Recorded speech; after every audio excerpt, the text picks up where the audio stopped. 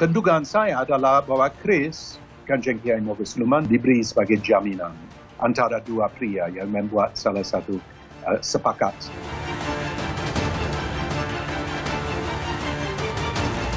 Pada tahun 1830 ada surat yang memperkuat cerita itu bahwa ada penyerahan keris dari Diponegoro kepada Kolonel Clarence untuk diperiksa.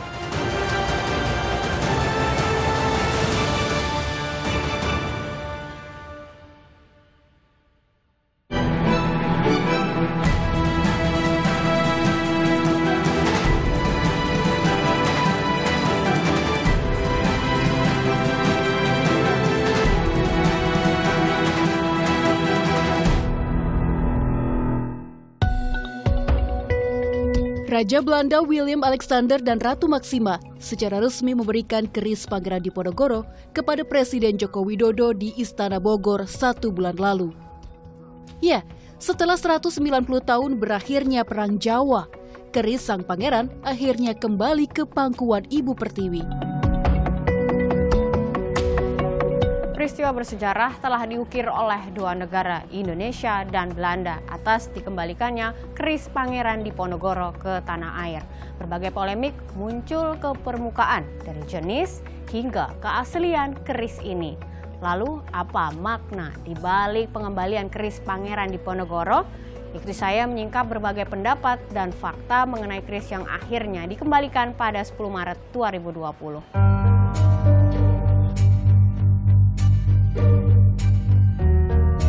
Melalui penelitian dan korespondensi selama 3 tahun, keris yang sebelumnya berada di Museum Volkenkunde Belanda pulang ke Indonesia.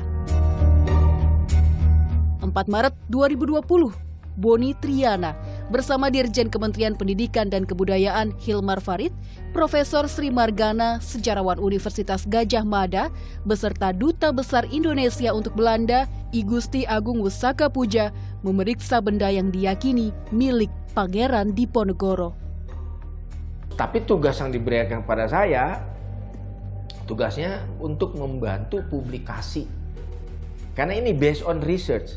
Jadi sebelum berangkat itu kami dibagi hasil risetnya dan masih sangat konfidensial, belum dipublikasi secara umum, baru orang tertentu yang punya. Riset ini benar-benar sangat ekstensif, dilakukan dari tahun 84 secara maraton, ya kan, kemudian dilakukan lagi tahun 2012, 2017, terakhir 2019. Yang pertama dilakukan oleh Peter Pot, yang kedua dilakukan oleh Susan Lesen, yang ketiga dilakukan oleh Johanna Leiveld, dan yang keempat dilakukan Tom Quist. Di samping saya juga sebelumnya sudah ada tim verifikasi yang lain, yang itu dari Wiener, Austria, yang ternyata juga menguatkan kesimpulan penelitian sebelumnya. Kami fokus pada mencocokkan juga antara narasi laporan tim peneliti itu dengan objek kerisnya. Pengembalian benda budaya bukan kali pertama terjadi. Sejak tahun 1954, Menteri Pengajaran, Pendidikan dan Kebudayaan Muhammad Yamin telah membuat kesepakatan repatriasi dengan pemerintah Belanda. Tercatat, ada 10.000 artefak Indonesia yang tersimpan di museum-museum Belanda. 14 tahun kemudian, 7 Juli 1968, perjanjian kebudayaan ditandatangani oleh Menteri Luar Negeri Belanda, Joseph Luns, saat kunjungannya ke Indonesia. Naskah negara Kertagama dikembalikan oleh Ratu Juliana kepada Presiden Soeharto dan Ibu Tien saat kunjungan kenegaraan di istana. Dalam kurun waktu tahun 1975 hingga 1978, pemerintah Belanda mengembalikan payung dan pelana Diponegoro.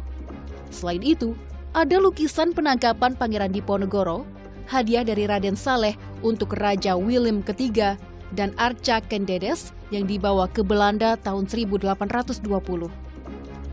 Lalu, awal tahun 2020, museum-museum di Belanda mengembalikan sebanyak 1.500 artefak sejarah ke pemerintah Indonesia. Selama hidupnya, Pangeran selalu menyematkan keris kesayangannya bernama Kiai Ageng Bondoyudo atau Jago Duel tanpa senjata yang menemani Diponegoro hingga akhir hayatnya. Terlihat dalam lukisan yang dibuat oleh opsir tentara Belanda Mayor Ridder de Stuurs dan Adrianus Johannes Beek, seorang kepala hakim di Batavia. Peter Carey, peneliti babat Diponegoro selama 40 tahun mengungkapkan, keris Kiai Nogo Siluman yang kembali bukanlah keris utama Pangeran. Diponegoro menulis autobiografi waktu di Manado, waktu di Fort New Amsterdam, Benteng New Amsterdam, antara 1831 Mei dan 1832 Februari, 1.100 halaman folio. Dan sama sekali tidak menyebutkan Kanjeng Kiai Nogo Siluman, disebutkan Kiai Borotubo, Kanjeng Kiai Bondoyudo, Kanjeng Kiai Saratomo dan lain-lain, tapi bukan Kanjeng Kiai Nogo Siluman. Dan Kanjeng Kiai Nogo Siluman juga tidak disebutkan di dalam daftar dari semua pusaka berharga dari Diponegoro yang sesudah ditangkap dibagikan antara keluarga inti, putri dan putra. Jika keris-keris Pangeran biasanya diberikan kepada sanak saudara, berbeda dengan keris Kiai Nogo Siluman yang justru berada di tangan Belanda. Bagaimana kronologis sejarah keris tersebut?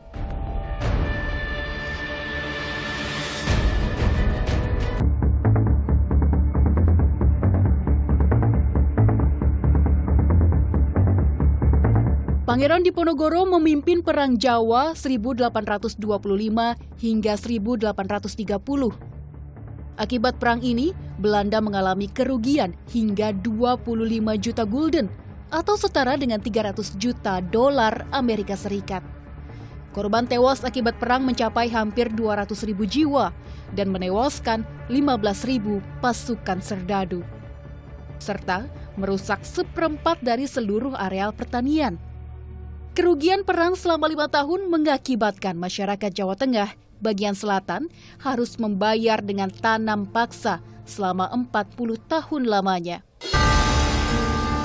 Roni Sodewo, keturunan ke-7 Pangeran Diponegoro dari anaknya bernama Bagus Singlon, mengungkapkan Pangeran memiliki ribuan pasukan yang siap bertempur untuknya. Tak heran jika Belanda sangat dirugikan atas perang ini. Di Nanggulan, Kabupaten Kulon Progo itu mencapai 20.000. Di dalam babat, Pangeran Diponegoro juga menceritakan pernah mengirim pasukan ke Tingal di Borobudur. Dan itu dicatat oleh buku The Java Orlog, bahwa pasukan yang dikirimkan oleh Pangeran Diponegoro dari Dekso ke Tingal itu berjumlah 4.000 orang ditambah dengan 800 pasukan senapan. Pangeran menjadi buronan pasukan Belanda dan Kolonel Jan Baptist Clarence bertugas untuk bernegosiasi dengan Pangeran Diponegoro. Pertama kali dia menerima surat dari Colonel Clarence untuk mengajak berdamai, negosiasi. Dan itu diterima 9 Februari. Diponegoro menunjukkan surat kepada penasihat agamis, ulama, seperti Badruddin, Haji Ngiso dan lain-lain. Dan mereka semua bilang, ya, Sang Nabi juga demikian, kalau ada surat akan dipertimbangkan apakah hati jujur atau tidak. Dan pada akhirnya mereka mau menaruhkan kepercayaan kepada Clarence. Dalam janji lisannya, Clarence berkata, jika kesepakatan damai tidak tercapai, Pangeran dapat pulang kembali secara bebas ke Banyumas.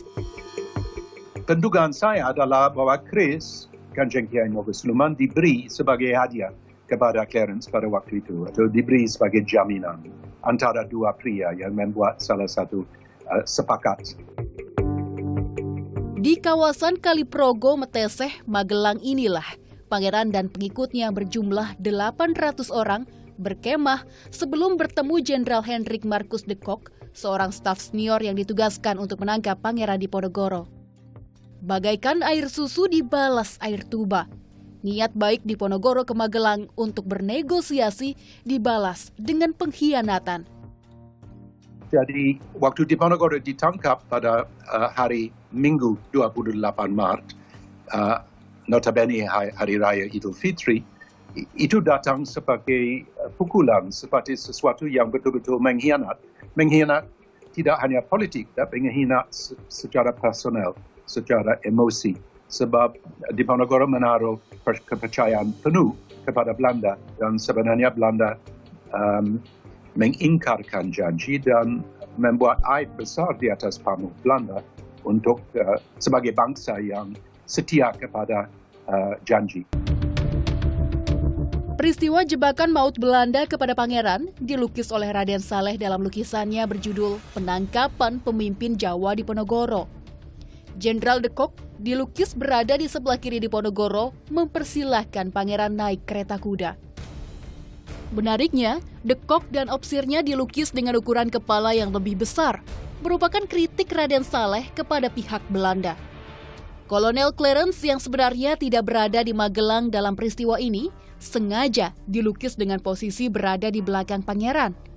Inilah simbol pengkhianatan yang dilukis oleh Raden Saleh. Keris Kiai Nogo Siluman yang berarti naga sakti menjadi koleksi kabinet kerajaan Belanda sejak tahun 1831. Tahun 1875 hingga 1876, keris dan barang antik lainnya dipamerkan dalam rangka 100 tahun kota Philadelphia, Amerika Serikat. Tahun 1883, kabinet kerajaan dibubarkan lalu koleksinya disebar ke museum-museum Belanda. Keris akhirnya disimpan di Museum Volkenkunde. Namun sayang, terjadi kebakaran di museum sehingga catatan identifikasi koleksi hilang. Tahun 1970-an, dimulai penelitian mengenai keris oleh Peter Pot dengan ditemukannya surat keterangan dari Sentot Alibasha. Selanjutnya ada juga surat dari Sentot Alibasha yang menjelaskan soal penyerahan keris kepada pihak Belanda. Dalam surat ini apa yang bisa kita lihat tentang penyerahan keris tersebut, Pak Peter? Yang ditulis, sepucuk surat yang ditulis huruf Jawa, tidak oleh Sentot sendiri sebab dia buta huruf, tapi oleh seorang juru tulis mengenai asal-usul dari keris dan deskripsi keris yang ringkas. Sial van der Berg bilang di dalam atau tulis di dalam terjemahan dia dalam bahasa Belanda bahwa itu dua keris itu diberi kepada Clarence oleh Diponegoro. Sebenarnya di dalam asli tidak, itu sesuatu yang ditambah oleh Van den Berg. Sentot waktu itu dengan barisan ada di Bantulan di areal dari dekat dengan Jogja, di sebelah timur Jogja. Dia menyaksikan bahwa ini memang menika kagunganipun Gusti Pangeran Aryo Diponegoro piyambak dan asman arane Kanjeng Kiai Nogo Siluman. Kalau kita tarik mundur ke belakang, pada tahun 1830 ada surat yang memperkuat cerita itu bahwa ada penyerahan keris dari Diponegoro kepada Kolonel Clarence untuk diperiksa. Ya kan? Terus pertanyaannya, keris yang mana dong? Itu dikunci oleh keterangannya Raden Saleh. Ketika Raden Saleh datang ke Belanda waktu itu, dia sempat melihat keris milik Diponegoro itu. Di dalam dia memberi keterangan di dalam suratnya si Sentot yang sudah disari ahli bahasakan, itu disarikan ke dalam bahasa Belanda tadi. Dia memberi keterangan di dalam bahasa Belanda, iya memang keris Diponegoro itu bernama keris Kiai Nogo Siluman. Di dalam pada keris itu menjulur ular naga yang pada seluruh bilahnya itu ya, itu disepuh emas, yang ketika saya lihat waktu si Raden Saleh bilang gitu, ada tersisa sedikit emas saja, ya kan? Ya di dekat ekornya itu, ya di ujungnya, kalau lihat fotonya itu di ujungnya. Kembalinya keris Pangeran Kiai Nogo Siluman milik Pangeran Diponegoro ke tanah air menuai polemik. mulai dari nama, keaslian, hingga dapur atau bentuk keris. Ketua Umum Sekretariat Nasional Perkerisan Indonesia, Fadlizon, ia meragukan keaslian keris Kiai Nogosiluman dan berpendapat bahwa keris yang dibawa pulang bukan Nogosiluman. Bahkan, menurutnya, keris tersebut berdapur Nogorojo. Dengan berbagai pendapat yang ada, saya mengunjungi kolektor keris di kawasan Jatinegara, Jakarta Timur. Joko Supriyadi yang selama 7 tahun telah mempelajari dan mengoleksi hingga 4.000 keris, memperlihatkan koleksi miliknya yang sama persis dengan keris Nogosiluman. Pak Joko, ini ada polemik dengan kedatangan keris Diponegoro ke tanah air ya Pak Joko. Betul. Dan Bapak memiliki pendapat sendiri bahwa keris Diponegoro ini memiliki dapur Nogososro. Kenapa Bapak memiliki pendapat itu? Sebenarnya pendapat saya itu didasari oleh sesuatu pakem buku keris yang ada kita sebut dengan buku dapur ini. Ini dibuat oleh anak dari Sinuwun PB10 yang kita sebut Pangeran Hadiwijoyo. Kenapa saya mengatakan itu adalah dapur Nogososro Luk 11? Karena faktanya nogonya adalah belum bermahkota, pakai ikat kepala, dan nogonya badan sampai ke atasnya itu kelihatan. Lah kalau yang kita bicarakan Nogosiluman tadi, kenapa saya katakan bukan Nogosiluman? Nogosiluman itu adalah sebuah keris. Keris naga di mana lehernya kelihatan sedikit, tapi begitu ke atas badan dan ekornya semua hilang, ditelan oleh bilah. Dan kalau Anda melihat di buku dapur ini, tidak ada sesuatu yang ditulis di dalamnya tulisan Nogorojo, tidak ada. Keris adalah bagian tosan aji atau besi bernilai yang dapat dilihat dari aspek seni, sejarah, dan ekonomi. Keris terdiri dari gonjo, lalu bilah, yang terdiri dari campuran 3 logam, besi, baja, dan pamor atau batu meteor, serta luk atau lekukan bilah yang berjumlah ganjil. Sebenarnya seberapa penting pembuatan keris itu di suatu dapur dengan keris itu sendiri Pak Joko? Sangat penting karena dari dapur itu akan kita bisa ketahui makna daripada keris itu, filosofinya, tujuannya untuk apa. Karena Nogososro itu adalah suatu keris ditujukan untuk suatu pemimpin untuk mempertahankan kelanggengan apa yang dia pimpin, sekaligus untuk mengatasi segala masalah yang mungkin timbul. Sementara Nogosiluman adalah bagaimana seorang pemimpin tidak perlu harus kelihatan dia apa yang dilakukan, tapi dia melakukan suatu fungsi kepemimpinannya efektif kepada masyarakat yang dipimpinnya. Keris itu adalah simbolisasi keterhubungan kita dengan aspek spiritual di dalamnya. Kunjungan Raja Belanda, Willem-Alexander merupakan kunjungan spesial sejak 40 tahun terakhir. Ratu Juliana dan Pangeran Bernard ke Indonesia pada tahun 1971. Sementara itu, Ratu Beatrix dan Pangeran Claus berkunjung pada tahun 1995. Dalam rombongan tersebut, turut Raja Alexander yang kala itu berusia 28 tahun. Kedatangan Raja dan Ratu Belanda Maret lalu, menurut sejarawan Oxford University ini, layaknya udang di balik batu. Mencari keris di Ponorogo bukan sesuatu yang kebetulan. Jadi ini salah satu kunjungan yang cukup langka dan kunjungan yang juga terkait dengan satu kebijakan dari pihak Belanda untuk meningkatkan investasi dan arus dari dagang dan komers antara Belanda dan Indonesia, dan ditekan kira-kira 16 M dolar untuk investasi. Jadi ini untuk seperti pemanis. Saya pikir bangsa Belanda ini memang bangsa pedagang dari dulu gitu. Bawa keris atau nggak bawa keris pasti memang urusannya dagang, gitu kan. Bahwa keris ini kemudian diletakkan dalam satu bingkai diplomasi budaya dan juga satu langkah maju yang ditempuh oleh kedua negara dalam rangka penulisan sejarah, dalam rangka pembelajaran sejarah dalam rangka pengembalian benda-benda tersebut, itu bagus. Kalau saya begitu lihatnya. Inilah jejak dua negara. Dahulu lawan, kini menjadi kawan. Persahabatan merupakan jalan utama diplomasi demi keuntungan. Namun, luka selama 3,5 abad akan terus menoreh dan terukir dalam sejarah Indonesia. Seperti halnya benda cagar budaya lainnya, keris Pangeran Diponegoro adalah satu dari sekian banyak benda budaya yang patut dilindungi dan dipelajari. Dikembalikannya keris Pangeran Diponegoro adalah momen bagaimana selayaknya bangsa yang besar tidak melupakan sejarah, perjuangan, dan penderitaan para pahlawan yang berani melawan kolonialisme.